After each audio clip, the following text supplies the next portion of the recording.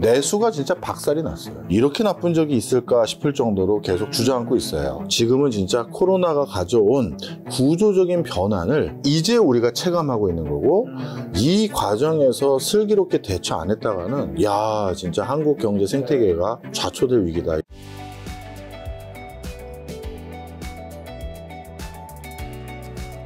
뜨거운 뉴스가 있죠. 네.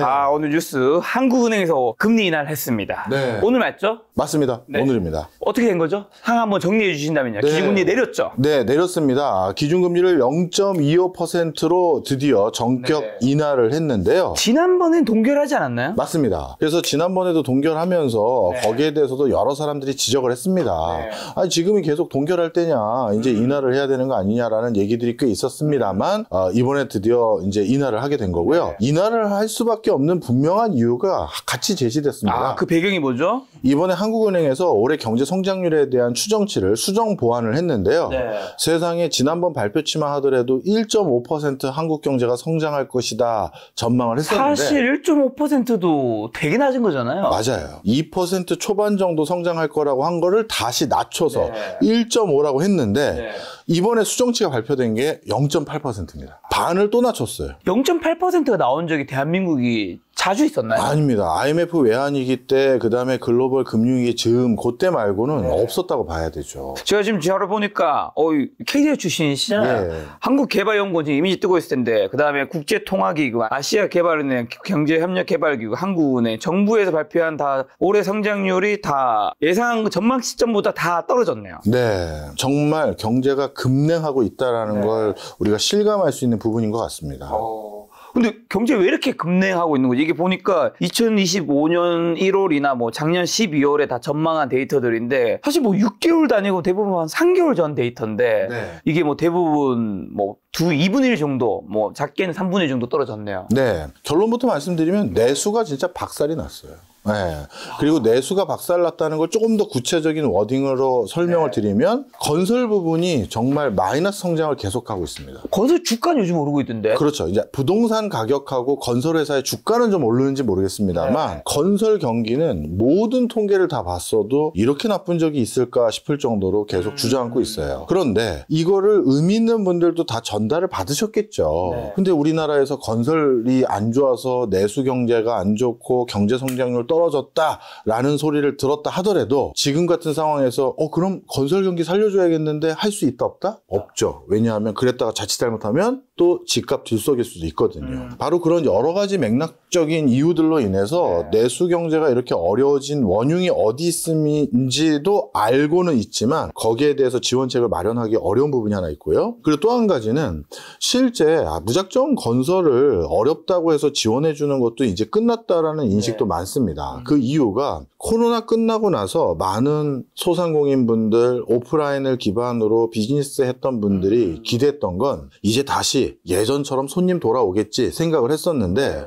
봤더니 세상이 바뀌어버린 거예요. 이제는 더 이상 오프라인에서 예전처럼 거래가 활성화되지 않는다는 걸 이제 확인한 겁니다. 그러다 보니까 아마 김작가TV 시청하시는 많은 분들의 아파트 단지라든가 아니면 뭐 근처 살고 계신 동네에 상가가 계속 공실이고, 원래 있었던 상가도 또 공실로 바뀌고, 이런 거 많이 보셨을 거예요. 그 이유가 이제 비즈니스의 대부분이 온라인으로 완전히 전환돼 버렸습니다. 그런 상태에서 건설 경기 안 좋고 그것 때문에 내수 안 좋다라고 해서 건설을 지원하기 위해서 뭘 또 딥다 짓는다? 그러면 이 만성적인 공급 과잉 상태는 어떻게 되는 거냐? 거기에 대해서 문제가 심각해지는 거잖아요. 그래서 지금은 진짜 코로나가 가져온 구조적인 변환을 이제 우리가 체감하고 있는 거고, 이 과정에서 슬기롭게 대처 안 했다가는 야 진짜 한국 경제 생태계가 좌초될 위기다, 이렇게 말씀드립니다. 근데 온라인 지금 말씀해 주셨지만, 뭐 사실 그거는 우리가 대부분 어느 정도 가고 있는, 온라인은 늘어나고 오프라인은 죽고 있는 트렌드, 이거 방향 뭐 꺾을 수 없는 것 같고, 근데 한국은행에서 2월달 발표가 1.5인데 5월달에 0.8이면 3개월 만에 반이 떨어진 거잖아요.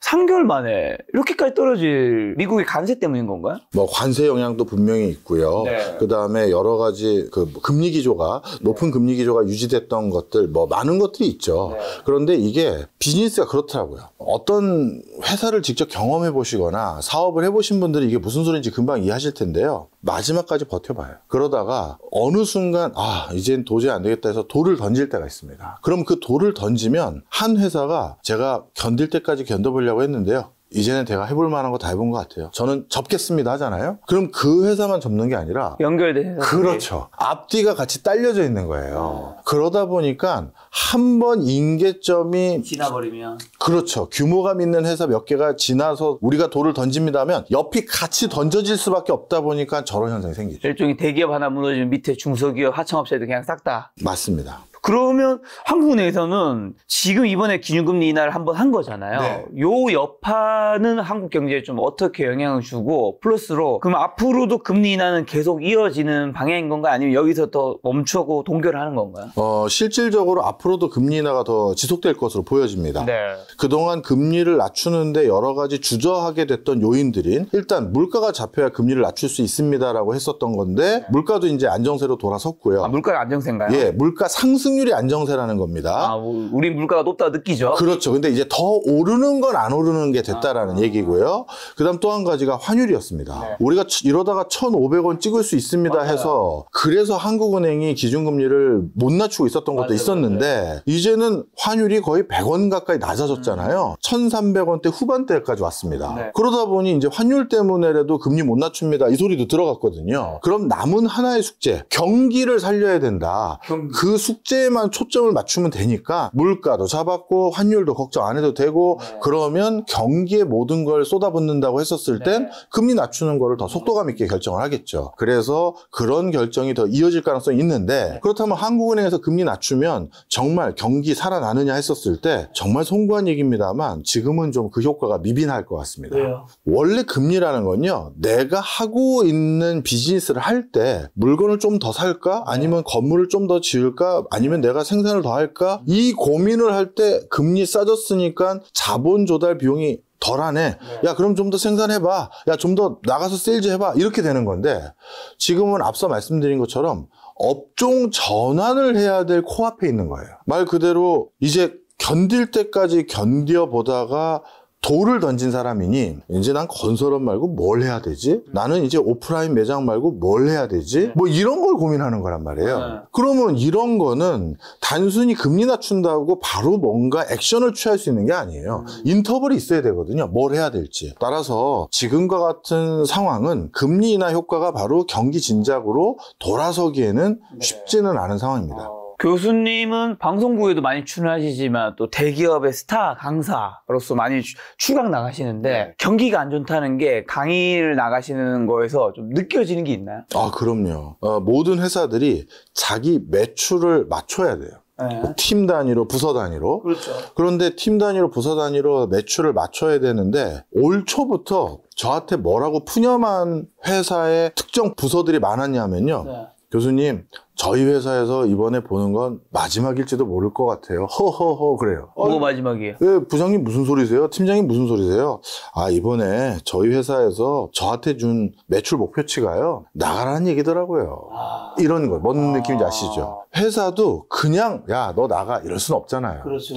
좋게 말하면 기회를 주는 거고 나쁘게 말하면 나가게 만들 명분을 쌓아야 되잖아요. 지금 같은 상황이 아니라 평상시에도 달성하기가 어려운 숫자를 손에 주더라는 거예요. 이 얘기는 한번 해보고 안 되면 뭐 우리도 어쩔 수 없다 이런 시그널을 줬다라고 판단하는 회사들이 정말 많았어요. 그리고 분명 그 회사에 재직하고 있던 분들이 저한테는 이제 마지막 인사하는 거 있잖아요. 단톡 전체로 뭐 그동안 뭐 저를 뭐 아껴주시고 뭐 했던 분들에게 감사합니다. 이런 게 요즘 정말 자주 와요. 이게 진짜 요즘 일어나고 있는 현상인 것 같습니다. 한국에서 실업률이 그럼 굉장히 높아질 수 있다라는. 예, 실업률이 높아지거나 실업률이 오히려 낮아질 수도 있어요. 그건 또 무슨 말이에요? 실업률은 고용을 아예 포기한 사람이 늘면 오히려 낮아지거든요. 그러니까 경기가 극단적으로 안 좋아지면 당분간 구직 활동을 아예 접어서 그래서 실업률 통계에서 빠지는 사람들이 생기거든요.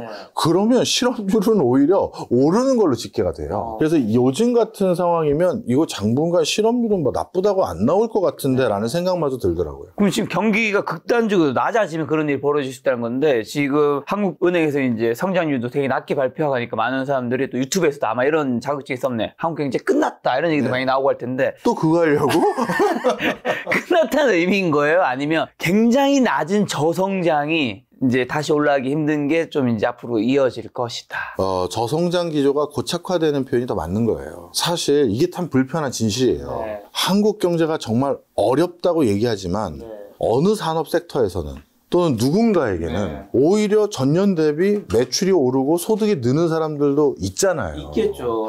그러니 더 정확한 워딩은 양극화의 심화라는 표현이 더 맞을 수도 있어요. 대신 예전보다 더 좋은 성과를 내는 사람의 비중은 좀 더 줄고 오히려 예전보다 못한 상황으로 이어지는 사람들의 숫자가 좀 더 많아지는 거는 있지만 모두가 다 어려워지는 건 아니기 때문에 양극화가 심화된다. 따라서 한국 경제가 끝났다는 게 아니라 앞에서 치고 나가는 사람들이 그래도 끌고 가는 부분은 일부는 작동하는 거죠. 자, 근데 금리 인하 했으니까 시중금리 하락으로 부동산 가격 이게 좀 들썩일 수 있다는 의견이 있잖아요. 어떻게 영향 어떻게 줄까요? 실질적으로 그런 금리 인하 기조까지 이미 반영이 돼서 부동산 시장이 슬금슬금 벌써 서울 아파트 매매가 지수 역시도 최고가를 계속 갱신하고 있습니다. 그래서 부동산은 지금 상승세를 완만하게 이어가고 있어요. 그리고 이게 참 불편한 진실인데요. 수도권 지역에 대표적으로 안산, 화성, 그다음에 안산, 용인, 뭐 평택 이런 쪽에 여러 중소, 중견기업 이런 데서 제조 기반의 일을 하고 계신 분들이 최근에 주사위를 많이 던졌어요. 그러면 그분들은 그래도 적지 않은 규모의 사업했던 분들이니까 그렇죠. 나름 자산가잖아요. 근데 그분들이 그 근처 살았던 이유는 내 공장에서 가까워서, 내 회사에 가까워서 직주 근접성으로 살고 있었는데 회사를 접었어요. 그럼 어떻게 되겠습니까? 나도 떠나야죠. 그렇죠. 나도 이제 조금 쾌적한 동네에서 마지막 노년은 그냥 보내다가 마무리해야지. 그런 심리들이 있어요. 그래서 거기 계신 분들이 거기 있는 아파트 비워두거나 접고 서울의 요지나 중상위권 지역으로 다 몰려오는 거예요. 그런 것들이 요즘 매매의 가장 큰 축으로 지금 작용하고 있고요. 그리고 지역에 계신 분들 같은 경우는 이제 완전히 뭐 고령화가 돼서 그래서 서울의 실버타운을 비롯해서 여러 의료 인프라라든가 이런 걸 누리기 위해서 아예 또 짐 싸가지고 서울에 오는 숫자들이 늘고 있습니다. 그러다 보니까 서울의 핵심 지역들 중심으로는 집값이 많이 올라가고 있는데 지역이나 이런 데는 좀 그렇지 못하고 수도권 지역은 이제는 상승이 예전 같지 않네요라고 하는 부분이 좀 늘고 있고 이런 분위기입니다. 아까 말씀하신 양극화가 부동산에서도 더 이제 옛날에는 수도권과 지방이 심했다면 이제는 수도권과 지방도 그렇지만 수도권 안에서도 서울과 경기도 그 안에서 또 서울에서도 핵심지와 핵심지가 좀 덜인 곳이 차이가 더 벌어진다. 네. 특히 경기가 안 좋아서 지방에서 제조 공장 운영했던 사장님들마저도 회사 접고 뭐 강남 3구를 비롯해서 이런 데로 오다 보니 그 사람들이 지금 수요를 견인하고 있는 모습도 확인이 되고 있는 거죠. 그러면 지금 교수님께서는 올해 하반기 이제 지금 이제 벌써 5월 말이니까 이제 6월이죠. 올해 하반기 수도권 부동산 집값 어떻게 예상하시는 거죠? 제일 큰 변수는 이번에 대통령이 누가 되고 부동산 정책을 어떻게 하느냐의 요소는 있습니다만 그럼에도 불구하고 오히려 이번 하반기가 가면 갈수록 서울 수도권뿐만 아니라 지방도 모멘텀이 약간 다시 탈환할 수는 있어요. 지방이 무슨 모멘텀이 있죠? 두 가지인데요. 지금 누가 봐도 경제가 너무 안 좋잖아요. 안 좋죠. 이제는 인위적인 부양까지 하지 않고서는 이러다 큰일 나겠다라는 소리가 나올 거예요. 그럼 정부도 이제 적극적인 재정 투자 더 하겠죠. 그럼 재정 투자라는 건 말 그대로 대부분 정부는 SOC 공사한다든가 뭐 토목 건설과 관련된 부분이 많아요. 그러면 지역 경제에 호재가 생길 수 있는 요소가 생기겠죠. 그리고 그거 할 수 있는 명분이 하나 더 있는 게 내가 대통령으로 당선됐을 때 공약사항을 빨리 이행하려고 한다. 그래서 경기 진작도 같이 하려고 한다. 이런 명분 아래 그걸 조속히 진행할 거고 또 하나는 내년도에 지선이 있습니다. 지역선거. 근데 지역선거에서도 또 결국 대비해야 되잖아요. 근데 지역선거라는 건 말 그대로 지방의 부동산 경기를 되살리지 않고 선거에서 승리한다? 이거 쉽지가 않아요. 그렇다면 지방 각 지역에도 뭔가 호재성 이슈도 만들고 그래서 집값에 대해서도 약간 그동안 빠진 것들이 원위치로까지는 적어도 갈 수 있는 어떤 모멘텀을 준다라는 그런 정치적 제스처가 많아질 수밖에 없어요. 그래서 저는 하반기가 갈수록 실수요에 기반한 부동산 움직임이 아니라 정책적인 테마 그리고 인위적인 경기 부양 이런 호재들로 인해서 부동산 시장이 약간 달아오를 수 있는 여지는 더 커질 것이다. 이렇게 봅니다. 그러면 지금 이제 주요 후보는 이재명 후보, 김문수 후보, 이준석 후보인 거고 네. 김문수 후보, 이준석 후보는 뭐 단일화 할지 안 할지는 모르지만 어쨌든 뭐 김문수 후보가 2위인 거고 현재 지지율만 봤을 때는 이재명 후보 1위인데 이 두 명 봤을 때 이재명 후보가 됐을 시에 뭐 김문수 후보가 됐을 시에 부동산 시장은 좀 어떻게 되는 거죠? 다른가요? 좀 특이하게요. 이 진보 보수와 상관없이 요즘은 두 후보 모두 비슷해졌어요. 일단 공급 더 늘리겠다.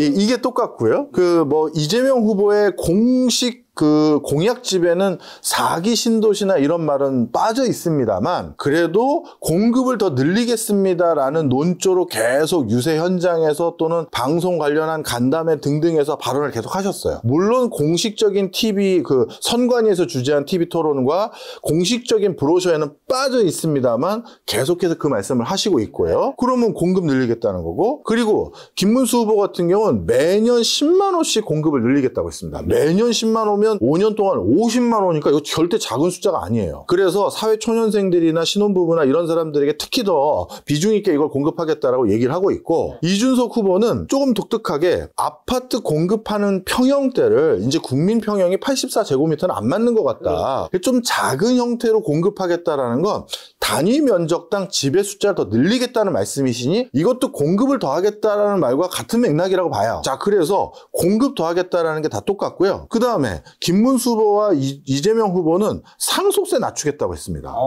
이 두 가지도 또 정당에서 같은 결인 것도 좀 이례적인데 집값이 너무 상승하다 보니까 이제 우리나라 중산층들도 상속세를 내야 되는 과세 대상자가 돼버렸다. 이거는 원래 상속세 취지에도 어긋났다. 이런 상황인데요. 그러다 보니까 상속세 상당 부분이 또 부동산과 결부된 거 아닙니까? 네. 그렇다면 이런 부분에 대한 부동산 취득과 양도에 대한 부담도 좀 줄기 때문에 이런 것도 부동산 시장의 호재가 될 수는 있어요. 하여튼 상속세 완화 그리고 공급 증가 이런 것들이 같은 결이고 일부 다른 것은 김문수 후보는 GTX 마저 다 놓겠고 추가로 더 놓겠다고 했고 그 다음에 이재명 후보는 세종시 이전 뭐 이런 것들을 좀 공약화해서 부동산에서 넣은 거고요. 이준석 후보 역시도 뭐 수도권 지역에 대한 여러 가지 그 지원을 위해서 지방을 또 활성화시키기 위해서 법인세의 30%를 지방세로 바꿔주겠다. 그러니까 돈을 줄 테니 알아서 개발하는데 써봐라. 이런 식으로 뭔가 지방 부동산 또는 서울이 아닌 지역에